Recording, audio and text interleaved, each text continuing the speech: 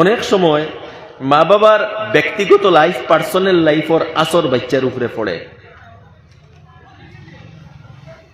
বাপ যদি গরো আইয়া মারে খারাপ ভাষায় গালিগালাজ করইন, বাপে যদি গরো আইয়া মার উপরে হাত উঠায়, মারে মারইন, নিজের স্ত্রীরে গালিয়ায় এবং হরুতায় দেখে, এর আসর এই হরুতার উপরে পড়ব, হরুতায় ওখান করব। ছোট বাচ্চারা কপি করে।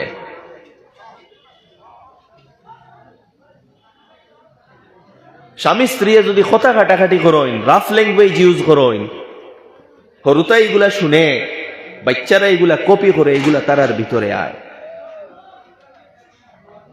এমনকি স্বামী স্ত্রীর পার্সোনাল লাইফ, ব্যক্তিগত ইন্টিমেশন, ব্যক্তিগত একে অন্যর ভালোবাসা, এটাও বাচ্চারার সামনে মুটেও হইত না। প্র্যাকটিক্যাল এই ঘটনাগুলা সামনে আয়। একটা ছেলে, আমার স্কুলের একটা ছেলে, ছোট হবো, LKG, বয়স কত 4 বছর হইব, 4 বছর না 4.5 বছর। তার ল্যাঙ্গুয়েজ বালা না। খবর লইয়া দেখা যায় যে তার বাবায় মার লগে ওই রকম খারাপ ভাষা ব্যবহার করেন। বাচ্চারা নার্চারিং প্রপার হইতো, হরুতা আল্লাহ দিছইন, নিজর সব কিচ্ছু বরদাস্ত করইন। ইখান দেখবা যে এমন কাজ করতা না যে কাজর খারাপ আসর বাচ্চার উপরে পড়ে। স্বামী স্ত্রীর পার্সোনাল লাইফ, ব্যক্তিগত ইন্টিমেশন কোনো সময়ও বাচ্চারার সামনে হইতো না। এটারও আসর এই ছোট ছোট বাচ্চারার উপরে পড়ে। আমরা এইগুলা বুঝা লাগবো। বাচ্চারারে একবারে বাল্য অবস্থায় তাকে দিনী শিক্ষা দেয়, মক্তব্য ফাটাই, মক্তব্যর ব্যাপারে নেগলিজেন্স করবা না, যেদিন ইচ্ছা হইল দিলা, যেদিন ইচ্ছা হইল দিলা না, এইরকম করবা না। মক্তব্য তারারে প্রপারলি ফাটাই, মক্তব্য যোগ্য মুআল্লিম রাখেন, ভালো বেতন দেই, ইনভেস্ট করেন মক্তব্যর উপরে। এটা হইল বাচ্চার ইমানের বুনিয়াদ। বাচ্চারারে নমাজও লইয়া যায়, মসজিদও নমাজও লইয়া যায়। মেয়েরা যখন মায় গড় নমাজ পড়েন, লগে মেয়েরারেও লগে নমাজ পড়ায়। এবং 7 বছর বয়স হইলে তো হাদিসর নির্দেশ, আল্লাহ রসুল আলাইহিস সালামর নির্দেশ যে 7 বছর বয়স হইলে বাচ্চারে নমাজর হুকুম দিতা, নমাজ পড়াইতা লগে উবা করাইয়া। 10 বছর বয়স হয়ে গেলে 3 বছর মেহনত করতা ওলা, একদিন হুকুম নাই, প্রত্যেক দিন নমাজ পড়তে সময় নমাজ পড়াইতা। আর বয়স 10 হয়ে গেলে আর নমাজ ছুটতো না, নমাজ ছুটলে ডান্ডা দিতা। এইভাবে বাচ্চারারে নার্চারিং করতে লাগবো। বাচ্চারারে লজ্জা, শালীনতা, পর্দা শিখাইতে লাগবো। ইকান নাই আমার ফুড়িয়াবো কুটিমুটি রইছে, ওয়েস্টার্ন ড্রেস লইয়া দিলাই, জেলা ইচ্ছা ওলা চলো, ই ড্রেসর আসর বড়ই আনলেও রইব, বড় হয়ে যাইব। আবো শর্ট ছাড়াইতে পারতা নাই, জিন্স ছাড়াইতে পারতা নাই, মাথাত কাপড় দেবাইতে পারতা নাই। ছোট থাকা অবস্থায় ওলা নার্চারিং করই, যে আপনার মেয়ের মধ্যে শালীনতা থাকে, পর্দা থাকে, এগুলা ম্যাটার করে। ইলাও আলহামদুলিল্লাহ ছোট ছোট ক্লাসর, ক্লাস 3, ক্লাস 4 মেয়ে আসয়, তারা নার্চারিং হলা হইছে। এখনো তারার পুরা ফুল হিজাব থাকে, এমনকি কোনোখানো যাইতে সময় ফেস কভার পর্যন্ত করিয়া যায়। এইভাবে তারার পরবরিশ হইছে। আর এই রকম মেয়েরা আসয় যে বড় হয়ে গেছেন, ক্লাস 7, 8 লেভেলও পৌঁছে গেছেন, স্কুলও আইতে সময় তো বোরকা লাগাইয়া আইতরা, কিন্তু গরো যাবার বাদে আবার সেই ওয়েস্টার্ন ড্রেস ওটা শরীরও ফিন্দা হয়ে যায়। মা বাপও পেরেশান যে নিগুরে ছাড়াইতাম কিলা, এখন ছাড়াইবা কিলা, হৌ হরু থাকতে থাকি নইগুরে আদত করি লাইছ।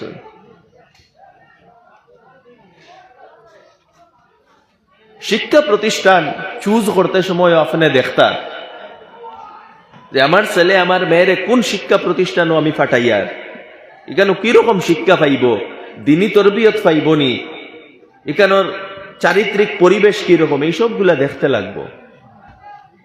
ছেলেমেয়েরা বড় হয়ে গেলে একে অন্যর উপরে মা বাবার ছেলেমেয়েরার উপরে মনিটরিং রাখতে লাগবো যে এই ছেলেমেয়েরা সঠিক রাস্তায় চলেননি না ভুল রাস্তায় যার, হারাম রিলেশনশিপও ফোড়ের, অ্যাফেয়ার্সও লিপ্তর। এটা মা বাবার দায়িত্ব। যাই হোক, এই ঘটনা দ্বারা এই কথা বুঝানি হইছে যে আপনি আপনার সন্তানের প্রতি খেয়াল রাখুন, নতুবা সন্তান এমন সন্তান হিসাবে গড়িয়া উঠব যে সন্তান অ্যাকচুয়ালি খিজির আলাইহিস সালামের ফর্মুলা মতে মৃত্যুদণ্ডযোগ্য। এরপরে 3 নম্বর ঘটনা, যে গাঁত গেলা এবং দাওয়াত খুঁজিলা, কেউ খাওয়াইলা না, পরে ওয়াল এখান ঠিক করে দিলা। হজরতে খাজিরে এর প্রেক্ষাপট ব্যাকগ্রাউন্ড বর্ণনা করডা, ও আম্মাল জিদারু ফাকানা লিগুলামাইনি ইয়াতীমাইনি ফিল মাদিনা। এই ওয়াল এখান হইল গিয়া 2 এতিম বাচ্চাইন্তর যারা শহরের মধ্যে থাকয়। ওয়াকানা তাহতাহু কানজুল লাহুমা, আর এই ওয়ালর নিচে 2 এতিম বাচ্চার কিছু খাজানা আছে, কিছু টাকা পয়সা আছে গাড়িয়া রাখা। فأراد ربك أن يبلغ أشدهما ويستخرج كنزهما। আল্লাহ তাআলা চাইছেন যেন বাচ্চাইনতা বড় হইলে তারারও খাজানা ও সম্পদ ওগুলা তারা যাতে নিচে থেকে বার করতে পারে। তো এই ওয়াল যদি ভাঙ্গিয়া পড়ি যায়, আপনি তো দেখছেন এই গাঁর মানুষই তা ওলা জেলা সামান্য কোনো মাত কথা হইলে মেসাবর টিফিন বন্ধ করে দেয়। ওলা মানুষ মেসাবরে টিফিন দিতাম না, এগো হইল সমাজের নিকৃষ্টতম মানুষ। দুশ্মন হইলেও খানিত বাধা দেওয়া নাই, খানিত যে বাধা দিলায় এগো সমাজের নিকৃষ্টতম মানুষ। খানির জায়গাত খানিত শরীফ মানুষ খেয়ে চাহে 1000 দুশ্মনী থাকুক একজনের লগে, খানির ব্যাপার হইছে দুশ্মন হইলেও লগে বইয়া খাওয়াইব, আর নাই খানির ব্যবস্থা করে দিব, খানিত মারত না। নিকৃষ্টতম মানুষ যে উঠিয়া কইব আমি ইমাম সাহেব টিফিন দিতাম না, বন করিলেই ঝগড়া হাজারো একজনের লগে রইতে পারে, মতানৈক্য রইতে পারে, খানিত ইয়া কিন্তু খানিত টান দেওয়া এই জিনিসগু মোটেও কাম্য নাই, আর মুমিনর লাগে তো মোটেও কাম্য নাই। মুমিনের পরিচিতি হইল ইতআমু তুআমি মিনাল ঈমান, খাওয়ানি এটা ঈমানের অংশ। যাই হোক, তো মানুষইটা বড় বকিল। মেহমান আইসি, আচ্ছা নবী হিসাবে চিনচইনু না বালা, দেখতে তো নেক মানুষ দেখা যার, বালা মানুষ দেখা যার, মুসাফির মানুষ দেখা যার, খাওয়াইতা তো আসলা, গাওয়ালা একটা মানুষে খাওয়াইছই না, শহরের একটা মানুষে খাওয়াইছই না। এখন আপনি অনুমান করেন ইটা মানুষ ইটা কতখান বকি লইবা, কতখান ফাত্তর দি লইবা। তো ও যে ওয়াল যেখান বাঙ্গিয়া পড়ে, আর ও ওয়ালর নিচে ওই 2 এতিম বাচ্চাইন্তর সম্পদ আছে, আজকে যদি ওয়াল বাঙ্গিয়া পড়ি যায়, ও মানুষও তার কাছে আশা করা যায়নি অতায় এতিম বাচ্চাইন্তর সম্পদের হেফাজত করবা, ইটার উপরে তো আশা করা যায় না। যেটাই আমরা সামান্য রুটি দোকান খাওয়াইছই না, ওটার উপরে আশা করা যায়নি ওয়াল ভাঙ্গি গেলে এতিম বাচ্চাইন্তর সম্পদের হেফাজত করবা, ইটার উপরে তো আশা করা যায় না। ও আমি কিতা করছি, আল্লাহ তাআলার নির্দেশ, আল্লাহ চাইছেন ও এতিম বাচ্চাইন্তর সম্পদর হেফাজত হইতো, রক্ষণাবেক্ষণ হইতো, ও আমি নিজে মেহনত করিয়া ওয়াল ওখান সুজা করে দিছি। আর এর পিছনে আরেকটা কারণ হইল, কারণ কিতা, ওয়া কানা আবুহুমা সালিহা, এই 2 বাচ্চাইন্তর বাপ বড় নেক আসলা। এই ঘটনা দ্বারা বোঝা গেল, আপনি যদি আপনার আওলাদর সুখ শান্তি চাই, জীবনও সুখ শান্তি চাই, নিজে নেক হই যায়। আপনি যদি চাইন আপনার আওলাদ শান্তিতে রইতা, আপনার আওলাদ সুরক্ষিত রইতা, আপনার আওলাদ আরামে রইতা, নিজে নেক বনি যায়, আপনার আওলাদ কিতা পুরা নসলে আপনার আরামে জীবন অতিবাহিত করব। এর উদাহরণ এই ঘটনা, কানা আবুহুমা সালিহা, এই 2 বাচ্চাইন্তর বাপ বড় নেক আসলা।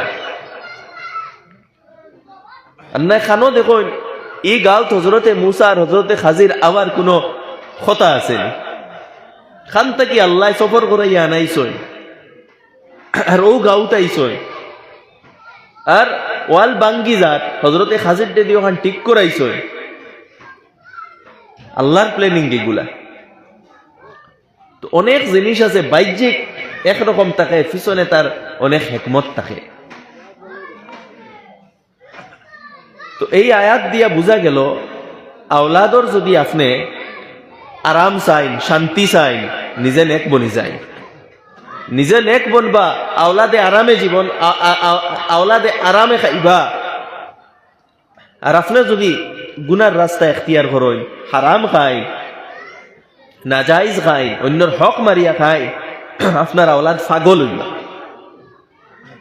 এরকম মহরহ ঘটনা আছে। আওলাদর বালা চাই, নিজে নেক বনি যায়। আওলাদর এমন আল্লাহ ইন্তজাম করে দিবা, রিজেকর ইন্তজাম, হেফাজতর নিজাম আল্লাহ এমন করিয়া দিবা, আপনি চিন্তাও করতে পারত নাই। তো যাই হোক, এটা আল্লাহ তাআলার প্ল্যানিং আসলো। এই ঘটনাগুলা দ্বারা আল্লাহ সুবহানাহু ওয়া তাআলা আমরা এই কথা বুঝাইতরা যে প্রত্যেক ঘটনার পিছনে কিছু গাইবে নিজাম থাকে, আল্লাহর কিছু প্ল্যানিং থাকে, যেগুলা আমরা বুঝি না। হ্যাঁ, আল্লাহর কিছু খাস মায়ার বন্দা হলে এইগুলা বুঝোয়। এটা রেখা হয় তাকবিন আর ইলমে তাকবিন, যেটা হযরত খিজির আলাইহিস সালামর আসলো। তো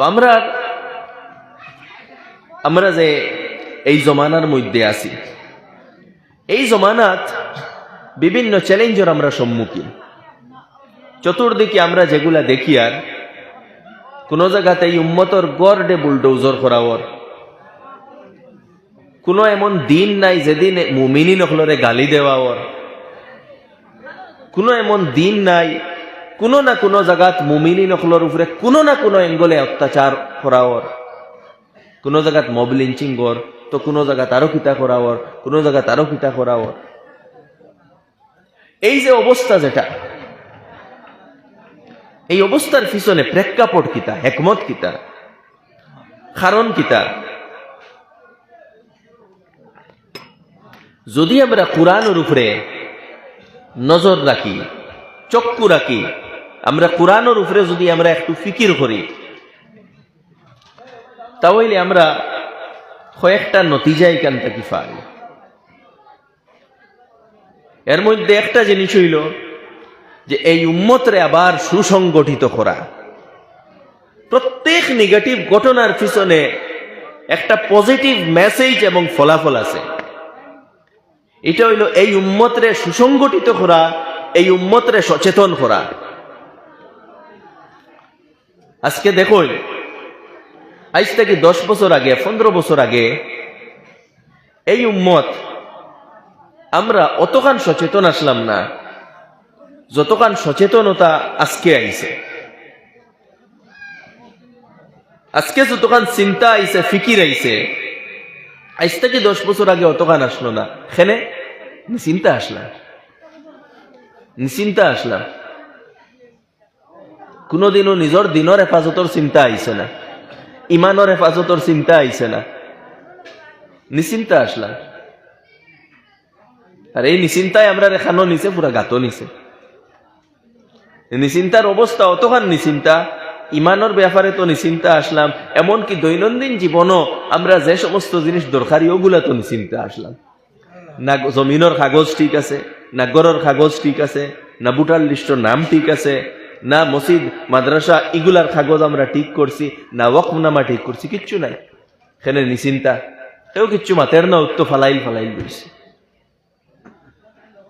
মানে আমরা গাফলতর সীমা যেটা, ওটা আমরা নিজে অ্যাসেসমেন্ট করতাম পারি আর অ্যানালাইজ করতাম পারি। আর আল্লাহ তাআলার মনসা এই গাফলতটা কি এই উম্মতরে বার করা। আল্লাহ তাআলার মনসা এই উম্মতরে আবার উপরে উঠানি। আল্লাহ তাআলার মনসা এই উম্মতরে আবার লিডিং পজিশনে নেওয়া।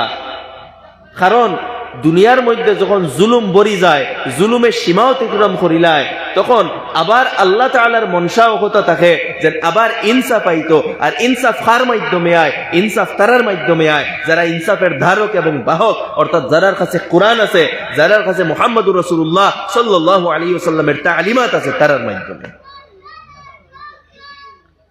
আর এর লাগি প্রকৃত অর্থে কোরআনের অনুসারী, সুন্নতের অনুসারী, আল্লাহ রাসূল আলাইহিস সালাতু ওয়াস সালামের সিরতের ফলোয়ার্স আমরা ওইতে লাগবো, তখন গিয়া এটা সম্ভব। তো আমার দুস্থ হল বুজুর্গ হল, আমি যে কথা কইতাম সাইয়ার দুইটা আয়াতে কারিমা আমি তিলাওয়াত করছিলাম। একটা হইল ইন্না হাযাল কুরআন ইয়াহদি লিল্লাতি হিয়া আকওয়াম।